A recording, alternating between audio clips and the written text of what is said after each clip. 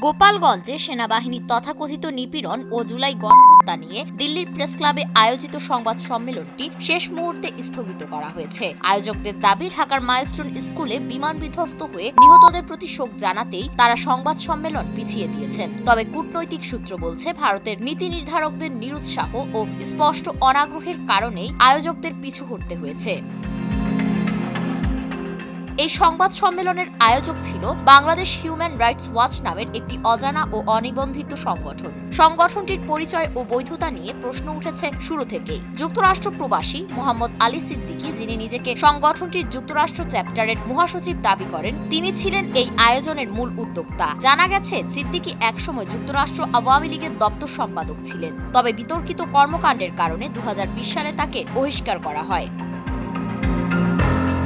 সংবাদ সম্মেলনের আমন্ত্রণ পত্রে গোপালগঞ্জের ঘটনার বিষয়ে বক্তব্য রাখার জন্য যেসব ব্যক্তিদের নাম দেওয়া হয়েছিল তাদের মধ্যে রয়েছেন আওয়ামী লীগের শীর্ষস্থানীয় নেতারা ওবায়দুল কাদের, আসাদুজ্জামান খান কামাল, জাহাঙ্গীর কবির নানক, ডক্টর হাসান মাহমুদ ও মহিবুল হাসান চৌধুরী নফেল। হিন্দুস্তান টাইমস জানিয়েছে, এদের কয়েকজন ইতোমধ্যে দিল্লিতে পৌঁছেও গেছেন।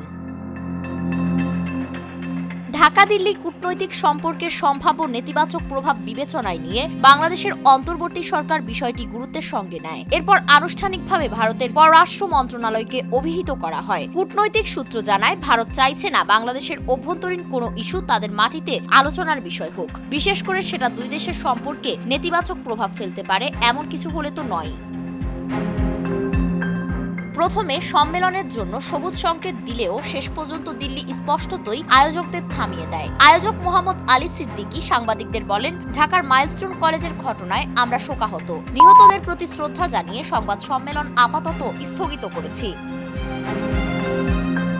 তবে বিশ্লেষকরা বলছেন, আয়োজকদের এই ব্যাখ্যা অনেকটাই কৌশলী ও রাজনৈতিক। কারণ আয়োজক সংগঠনটির কোনো নিবন্ধন নেই এবং এটি আগে কখনো জনসমক্ষে সক্রিয় ছিল না। মানবাধিকার সংগঠনগুলোর কেউই এর অস্তিত্ব সম্পর্কে নিশ্চিত নন। ফলে পুরো বিষয়টিকে রাজনৈতিক উদ্দেশ্য প্রণোদিত ও প্রোপাগান্ডামূলক একটি ব্যর্থ প্রচেষ্টা বলেই মনে করছেন বিশ্লেষকরা। এই ঘটনার মাধ্যমে পরিষ্কার হয়ে উঠেছে, ভারতের কূটনৈতিক ভূমিকা এখন আগের চেয়ে অনেক বেশি সংবেদনশীল এবং বাংলাদেশ পরিস্থিতির প্রতি তারা গভীরভাবে পর্যবেক্ষণ করছে।